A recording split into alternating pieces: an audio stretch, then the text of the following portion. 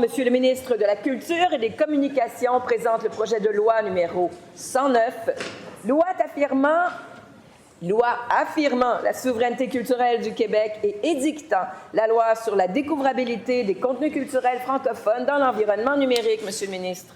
Merci beaucoup, Madame la Présidente. Ce projet de loi modifie d'abord la Charte des droits et libertés de la personne afin d'y enchâsser le droit à la découvrabilité des contenus culturels d'expression originale de langue française et à l'accès à de tels contenus. Le projet de loi édicte ensuite la loi sur la découvrabilité des contenus culturels francophones dans l'environnement numérique.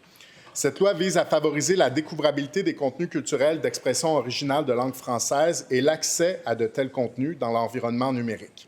Elle s'applique notamment à toute plateforme numérique qui offre un service de visionnement en ligne de contenu audiovisuel ou d'écoute en ligne, ainsi qu'aux fabricants de téléviseurs et d'appareils destinés à être connectés à un téléviseur qui comporte une interface permettant de visionner du contenu audiovisuel en ligne.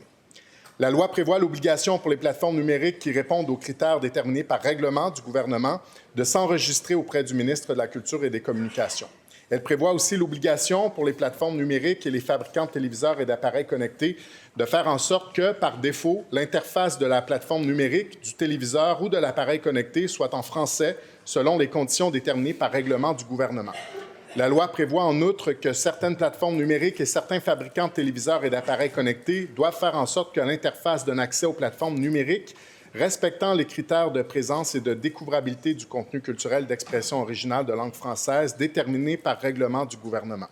Elle prévoit par ailleurs que certains fabricants de téléviseurs et d'appareils connectés à un téléviseur doivent faire en sorte que l'interface donne accès aux plateformes de visionnement de contenu culturel d'expression originale de langue française déterminées par règlement du gouvernement.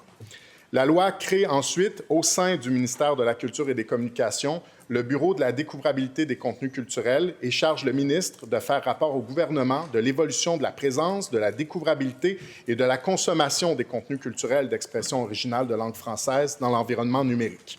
Puis la loi confère au gouvernement le pouvoir de prendre des règlements afin notamment d'établir la quantité ou la proportion de contenus culturels d'expression originale de langue française et de contenus disponibles dans une version française qui doit être offerte par les plateformes numériques, ainsi que d'établir les critères permettant de déterminer ce qui constitue du contenu culturel d'expression originale de langue française. La loi prévoit aussi le pouvoir du gouvernement d'autoriser le ministre à conclure une entente avec une plateforme numérique pour prévoir des mesures de substitution aux obligations de la loi et de ses règlements. La loi comporte également des pouvoirs d'inspection et d'enquête et confère au ministre le pouvoir d'ordonner à une plateforme numérique ou à un fabricant de prendre les mesures qu'il indique lorsqu'il estime que cette plateforme numérique ou ce fabricant fait défaut d'exécuter les obligations que lui impose la loi, ses règlements ou une entente. Elle prévoit par ailleurs un régime de sanctions administratives pécuniaires et des dispositions pénales visant à assurer le respect de cette loi et de ses règlements. Enfin, cette loi apporte des modifications de concordance et comporte des dispositions diverses et finales. Merci, Madame la Présidente. Bravo, Mathieu. Bravo.